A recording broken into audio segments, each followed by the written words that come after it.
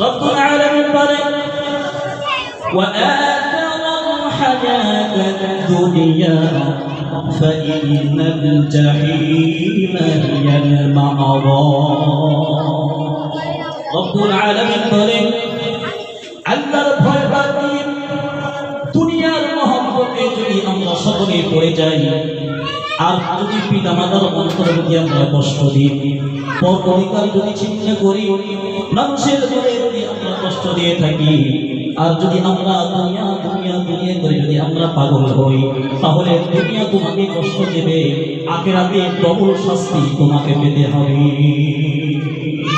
আর এর বিপরীত যদি হয় ওয়ালাম্মা লাযুখাফা মাকামা রাব্বিহি ওয়ালাহা নাফস আনিল হাওয়া রব্বুল আলামিন বলেন তোমাদের মধ্যে যারা আমি আল্লাহ আমাকে ভয় করবে আমার সঙ্গে মোলাকাত করতে হবে এই চিন্তা যাদের ভিতরে থাকবে আমি আল্লাহর সাথে মোলাকাত করতে হবে আমি আল্লাহর সাথে মোলাকাত করতে হবে আমি আল্লাহর সামনে দণ্ডায়মান হতে হবে এই চিন্তায় যারা মন চাহে জিন্দেগি তারা বাঁচাই করে না মন যেটা করে সেটা করে না মন বলে বিড়ি খাবো মন বলে মদ খাবো মন বলে নামাজ পড়বো না মন বলে একটু গাঁজা খাবো সব চাই কিন্তু কবরের ভয় আখিরাতের ভয়ে আল্লাহর ভয়ে সব কিছু ছেড়ে দেয় দুনিয়ার সুখ বিলাস করে দেয় রব্বুল আলামিন বলছেন ফাইনাল জান্নাতা হিয়াল মা'ওয়া দুনিয়া ছেড়ে হাসরের ময়দানে যখন তুমি যাবে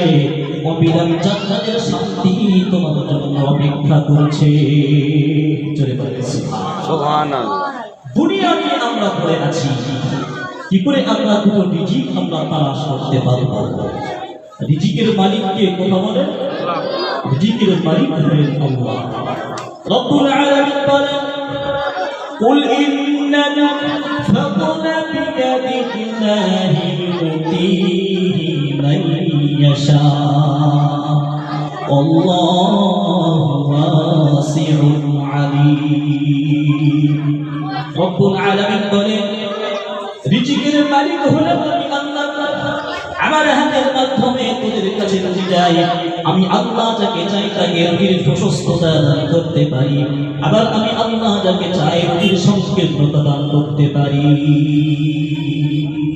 ومن أعرض عن ذكري فإن له معيشة ضنكا ونحشره يوم القيامة أعمى قال رب لم حشرتني أعمى وقد كنت بصيرا رب العالمين বলেন আমার স্মরণ আমার জিকির আমার তাসবিহ আদায় করা থেকে যারা ফিরিয়ে নেবে যারা পশ্চাৎপদ করবে আমার জিকির যাদেরকে ভালো লাগবে না তারা সেই পরায়ণ হবে রব্বুল আলামিন বলেন তানিয়া ফি যিকরি ইযহাবা ইলা ফিরআউনা ইন্নাহু তাগা আমার জিকির যখন করবে তখন অলসতা হয়ে জিকির করো না সেই জিকির পরায়ণ হয়ে না আমার যখন জিকির করবে আমি আল্লাহ তোমাদের সামনে আছি এই ধ্যান করে আমি আল্লাহ আমার জিকির করব বান্দা আর যদি আমার জিকির থেকে মন ফিরিয়ে নাও ফাইনালাহু মাঈশাতান দানকা আমি আল্লাহ তোমাদের রিজিকের অভাব দিয়ে দেব তোমাদের খাদ্য আমি সংকীর্ণতা করে দেব যদি তুমি তালাশ করবে খাদ্য অন্বেষণ করবে ইনকাম করবে তুমি বান্দা ওই রুজির বরকত আমি আল্লাহ উঠিয়ে নেব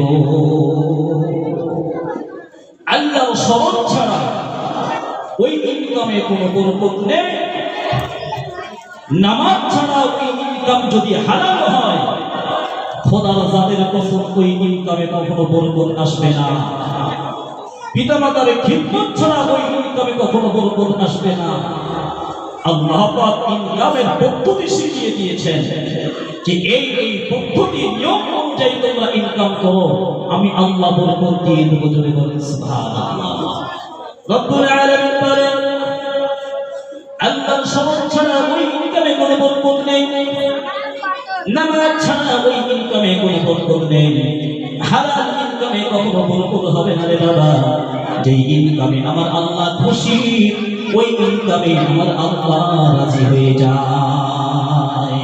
রব্বুল আলামিন বলেন, ইয়া আইয়ুহাল্লাযীনা আমানু হাল আদুল্লুকুম আলা তিজারাতিন তুনজিকুম মিন আযাবিন আলীম। হে আমার মুমিন বান্দা তোমরা শোনো, আমি কি তোমাদের এমন একটা ব্যবসার কথা বলে দেবো না, যেই ব্যবসা তোমরা আদায় করতে পারো, তাহলে হাসরের ময়দানে জাহান্নামের ওই কঠিন অগ্নি, ওই কঠিন শাস্তি থেকে এই ব্যবসা তোমাদের নাজাত দিয়ে দেবে। কি এমন ব্যবসা? তুমিনুনা বিল্লাহি ওয়াল ইয়াউমিল আখির ওয়া তুজাহিদুনা ফি সাবিলিল্লাহ। সুবহানাল্লাহ বলেন, কত সুন্দর আল্লাহ পাক তার স্মরণের কথা কোরআনুল কারীমের মধ্যে বলছেন। পারিবারিক জিন্দেগিতে যদি সুখ নিয়ে আসতে চান, তাহলে কোরআনের স্মরণ বেশি বেশি করে আল্লাহর স্মরণ করতে হবে। নিজে নামাজি হন, স্ত্রীকে নামাজি বানান, সন্তানকে নামাজি বানান, পিতাকে নামাজি বানান, মাকে নামাজি বানান। ফ্যামিলির প্রত্যেকটা মেম্বার যদি নামাজি হয়ে যায়, ওই ফ্যামিলির উপরে আল্লাহর রহমত বর্ষণ হবে। যদি বলেন সুবহানাল্লাহ। আমরা নিজেরাও নামাজ পড়ি না, সন্তান নামাজ পড়ে না, মা বাবা নামাজ পড়ে না, কেউ নামাজ পড়ে না, তারপরেও আমরা আল্লাহর কাছে শান্তির আমরা আশা রাখি, শান্তি চাই। সর্বপ্রথম নামাজি হতে হবে। সন্তানকে হাত ধরে নিয়ে মসজিদে আসো, স্ত্রীকে নামাজ পড়ার জন্য বলেন, ইনশাআল্লাহ ওই সংসারে পরিবর্তন আসবে। যদি বলেন সুবহানাল্লাহ। আপনি একজন ব্যবসায়ী মানুষ, দোকান যখন আপনি শুরু করবেন, কোরআনুল কারীমের তিলাওয়াত দিয়ে দোকান শুরু করুন, সূরা ইয়াসিন পড়ুন। কাস্টমার নেই, বসে আছেন, ওই সময় আল্লাহর তাকবীর শুরু করে দিন। সুবহানাল্লাহি ওয়াল হামদুলিল্লাহি ওয়া লা ইলাহা ইল্লাল্লাহু ওয়াল্লাহু আকবার। এই তাসবিহ যখন আপনি পড়বেন, এই জিকির যখন আপনি করবেন, আসমান এবং জমিনের মাঝে যতটুকু খালি জায়গা আছে, ও জায়গাটা আপনার জন্য নেকি দিয়ে ভরপুর হয়ে যাবে। জোরে বলেন সুবহানাল্লাহ। রাতে শুয়ে আছেন, ঘুম আসছে না, ডাক্তারের ট্যাবলেট যতক্ষণ পর্যন্ত খাবেন ততক্ষণ ঘুম আসে, তারপরে আর কোনো ভাবে ঘুম আসে না। হাদিস শরীফের মধ্যে এসেছে, ঘুম যখন তোমার আসবে না, তখন বেশি বেশি করে দরুদ শরীফ পড়তে থাকো, আল্লাহর স্মরণ করতে থাকো। আল্লাহর স্মরণ যখন তুমি বেশি বেশি করে করবে, আল্লাহর রহমত বর্ষিত হবে। আল্লাহর রহমত যখন বর্ষিত হবে, তখন তোমার চোখে শান্তির ঘুম চলে আসবে। সুবহানাল্লাহ। ঘুম কাদের চোখে আসে না? যাদের অন্তরে শান্তি নেই। এরপরেও যদি তোমার চোখে কোনোরকম ভাবে ঘুম না আসে, নবীজি সাল্লাল্লাহু আলাইহি ওয়াসাল্লাম দোয়া শিখিয়ে দিয়েছেন, ওই কপাল পড়া মুসলমান নবীজি এই সুন্নতকে নিজের জীবনের সঙ্গে প্রতিফলিত করতে পারলাম না, নবীজির সুন্নত অনুযায়ী নিজের জীবনকে গঠন করতে পারলাম না। এরপরেও যত টাকা পয়সা আমরা ডাক্তারকে দেব, তারপরেও নবীজির সুন্নতের দোয়া আমরা মুখস্থ করি না। নবীজি বলেছেন, আমার উম্মতিরা অনিন্দার লোক যদি তোমাদের হয়ে যায়, রাত জাগরণের প্রাণে যদি অনিন্দ হয়ে যায়, ঘুম যদি তোমাদের চোখে না আসে, আমি তোমাদেরকে দোয়া শিক্ষা দিলাম। রাত্রে যখন শুতে, কোন অবস্থায় শুতে, ডান হাত হয়ে চোখ বন্ধ করে দোয়া বারবার তুমি পড়তে থাকো, আল্লাহ পাক তোমার চোখে ঘুম দিয়ে দেবেন। সেই দোয়াটি হলো, আল্লাহুম্মা কারাতিন নুজুম ওয়া হাদায়াতিল উয়ুন وأنت حي قيوم لا تأخذك سنة ولا نوم يا حي يا قيوم أهدي ليلي وأنعم عيني سبحان الله বলেন। এই দোয়া মুখস্থ করুন, রেকর্ডিং করে নিন, রেকর্ডিং করে এই দোয়া মুখস্থ করে রাতে শোয়ার পর যদি এই দোয়া পড়তেই থাকেন, 100% গ্যারান্টি আপনার চোখে ঘুম চলে আসবে। জোরে বলেন সুবহানাল্লাহ। এই দোয়ার মাধ্যমে আল্লাহর কাছে দোয়া করা হয়েছে, আহদি লাইলি ওয়া আনইম আইনি, হে আল্লাহ আপনি ঘুম দিয়ে দেন, শান্তিপূর্ণ ঘুম দিয়ে দেন। জোরে বলেন সুবহানাল্লাহ। আল্লাহর জয়গান নেই, আল্লাহর তাসবিহ নেই। হে মুসলমান, কার মন জয় করতে চাইছো? যেই আল্লাহ মাতৃগর্ভ থেকে নিয়ে শুরু করে কিয়ামত পর্যন্ত অবিরাম শান্তির ব্যবস্থা করে দিয়েছেন, সেই আল্লাহকে তুমি ভুলে গিয়েছো? পৃথিবীর মানুষের মন কিভাবে জয় করা যায় সেদিকে আমরা ছুটছি, কিন্তু কি করলে আল্লাহ খুশি হবেন, আল্লাহ রাসূল খুশি হবেন, এদিকে কিন্তু আমরা পিছিয়ে আছি। এজন্য করে ঈমানদার জিকির করবে কার কথা বলে? আল্লাহ জিকির করতে হবে। রব্বুল আলামিন বলেন, আল্লাযীনা আমানু ইযা যুকিরাল্লাহু ওয়াজিলাত কুলুবুহুম ওয়া ইযা তুলিয়াত আলাইহিম আয়াতুহু যাদাতুহুম ঈমানা। ঈমানদার যারা হবে, আমি আল্লাহর স্মরণ যখন তাদের সামনে করা হবে, আমি আল্লাহর জিকির যখন তাদের সামনে করা হবে, তখন ঈমানদার তার অন্তর প্রকম্পিত হয়ে যাবে, তার অন্তরের শান্তি প্রকম্পিত হবে। ওয়াইদা তুলিয়াত আলাইহিম আয়াতুহু, আজ ঈমানদারের সামনে যখন আমি আল্লাহ আমার কোরআনুল কারীমের আয়াত তিলাওয়াত করা হবে, যাদাতুহুম ঈমানা, তখন ঈমানদারের ঈমান বৃদ্ধি পাবে, তোমার ঈমান বৃদ্ধি পাবে। যদি বলেন সুবহানাল্লাহ। আল্লাহর উপরে তাওয়াক্কুল করো, আল্লাহকে স্মরণ করো। আল্লাহকে স্মরণ করবেন কেমন ভাবে? বসে আছেন আল্লাহকে স্মরণ করুন, দাঁড়িয়ে আছেন আল্লাহকে স্মরণ করুন, শুয়ে আছেন তারপরে আল্লাহকে স্মরণ করুন।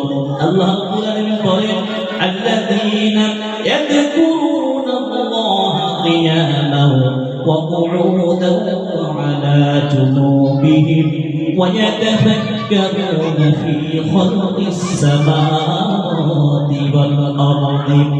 রব্বুল আলামিন বলছেন, বান্দারে কিয়ামান, তুমি দাঁড়িয়ে আছো তারপরেও তুমি আল্লাহ আমার স্মরণ করো, ওয়া কুউদান, তুমি বসে আছো তাই কি হয়েছে, তারপরে আমি আল্লাহ আমাকে স্মরণ করো, ওয়া আলা জুনুবিহিম, তুমি শুয়ে আছো তারপরেও আমি আল্লাহ আমার স্মরণ করতে শুরু করে দাও। রব্বুল আলামিন বলেন, বান্দারে আমি এমন একজন যে আমার কোনো সন্তান নাই, আমার কোনো বিবি বাচ্চা নাই, আমার কোনো সংসার নাই, আমার কোনো পরিবার নাই, আমি বড় আদর করে তোমাদের মতো মানুষ আমি বানিয়েছি। একজন সন্তান যেমন মায়ের সামনে দাঁড়িয়ে আমন করে ডাক দেয়, ওই ডাক শোনার পর মায়ের কলিজা যেমন ঠান্ডা হয়ে যায়। রব্বুল আলামিন বলছেন, আমার এই সমস্ত পথ ভোলা বান্দাগুলো যারা সারাদিন পর যখন আমি আল্লাহ আমাকে যখন স্মরণ করে আল্লাহু আকবার বলে আমার যখন ধ্বনি লাগাই, তখন আমি আল্লাহ তার প্রতি খুশি হয়ে যাই। পৃথিবীর জমিনে যখন কোনো বান্দা বান্দি আল্লাহ তার জিকির শুরু করে দেয়, আল্লাহ পাকের কথা স্মরণ করে, তখন আল্লাহ পাক রব্বুল আলামিন আরশে মহল্লায় ওই সমস্ত ফেরেশতাদেরকে ডেকে দেখেন, বলে আমার ফেরেশতারা তোমরা দেখো, তোমরা তো মানা করেছিলে যে আমি এই মানুষ তৈরি করবো না, আমি এই মানুষ বানাবো না, তোমরা তোমাকে মানা করেছিলে, আজ আমার ওই সমস্ত বান্দারা কেমনে আমার স্মরণ করছে দেখো। তারপরে বান্দা যখন আল্লাহর সামনে যখন নামাজে দাঁড়িয়ে যায়, আল্লাহ পাক ফেরেশতাদেরকে ডেকে বলেন, ফেরেশতা তোমরা সাক্ষী থাকো, দেখো আমার বান্দা কেমন আসলের মতো তার সামনে দুই হাত পেতে আমার সামনে দাঁড়িয়ে গিয়েছে।